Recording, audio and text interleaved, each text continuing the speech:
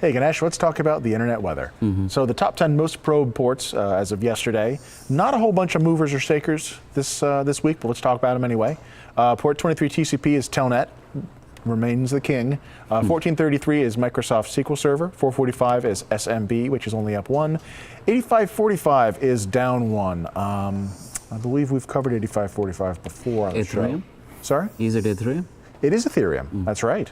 22 TCP is SSH, 3389 is Remote Desktop Protocol, 81 TCP is an alternate web port, could be various things. 80 ICMP is ping, 443 is SSL, and 80 is regular old web, unencrypted. So, taking a look at the most sources probing, and that's the number of endpoints that are sending traffic and not volume. 445 is at the top, 23, and 8080. 8080 is commonly a proxy port, and that's what I tend to think that's doing there. Interesting here, we've got 5431 TCP, up 29 spots. However, there's a reason for this, and I'll go into it. It seems to be like a periodic scan that we see every once in a while, and I feel like every couple weeks I talk about it on the show because it comes back around again. 80 TCP we talked about. 5555 is Android Debug Bridge. We have 80 ICMP, again that's ping. 1433 is Microsoft SQL Server. 81 TCP is an alternate web port, and 22 again is SSH. So taking a look at SMB, I like to track this one all the time because we had such a fun time dealing with WannaCry. That's been like a year and a half now? Yeah. Wow, yeah. That is why I keep an eye on it. It seems to be trending down slightly in the last week or so. This is a 90-day view, but not a huge amount of change. You can see that daily pattern cycling through, of course. Yeah. Port 23 TCP Telnet, we had some spikes towards the end of last year, but it seems to have evened out a whole bunch. This is scan flows again.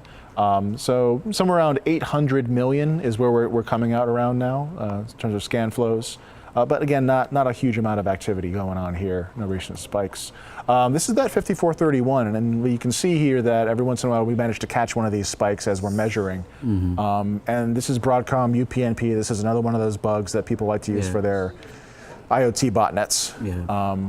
So the scan sources spike up suddenly and come back down. So it seems to be following the trend there. Yeah. Let's take a little bit of a look at port 55555, which is using a known vulnerability for Linksys, but on a port we've never seen before. You can see ever since the end of last year we've had some spikes, but over the last week or so it has significantly increased, and there's like a new baseline of a lot of scanning.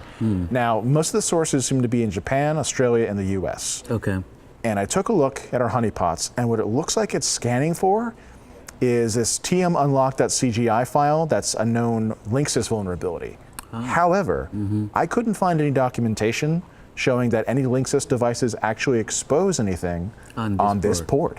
So I don't know what's going on. Maybe it's a typo, maybe it's a bug in the code, but all of a sudden there's interest in it. So I'd love to know if anybody learns anything more about this, because this is a significant jump. This is something we should track. Continuing. Yes, that's true. I mean, this is a very popular exploit to use on the other ports that it's available on, but I don't understand this one, really. So, yeah. It's unknown at this time. We need to dig a little bit further, understand what's really going on.